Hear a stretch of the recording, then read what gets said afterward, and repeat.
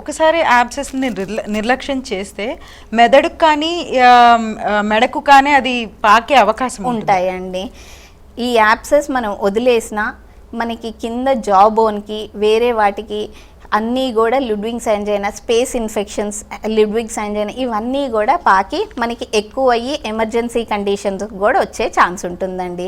So అందుకే మనం చిన్నదే కదా అని వదిలేస్తే అక్కడ ఏమవుతుంది అంటే ఇన్ఫెక్షన్ పక్క పళ్ళకు కూడా స్ప్రెడ్ అయ్యి అండ్ కింద ఉన్న మనకి ప్రతి పన్ను దగ్గర కొన్ని స్పేసెస్ ఉంటాయి. ఆ స్పేస్ ఇన్ఫెక్షన్స్ వరకు వెళ్ళి దాని తర్వాత ఎమర్జెన్సీకి కూడా వెళ్తాం.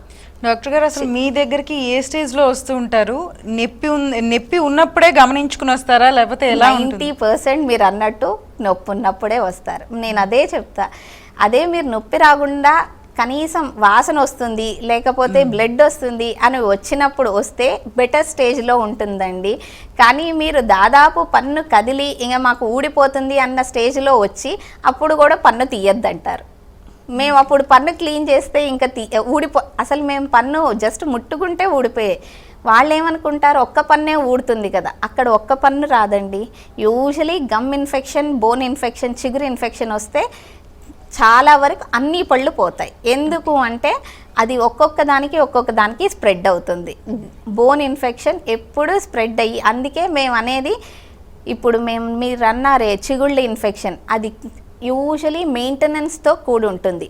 ఇప్పుడు ఒక్కసారి చిగుళ్ళ ఇన్ఫెక్షన్ వచ్చింది, ట్రీట్మెంట్కి వచ్చారు మా దగ్గరికి, మేము అది అడ్వాన్స్ స్టేజ్లో ఉందనుకోండి ఫ్లాప్ సర్జరీ అని చేస్తాం.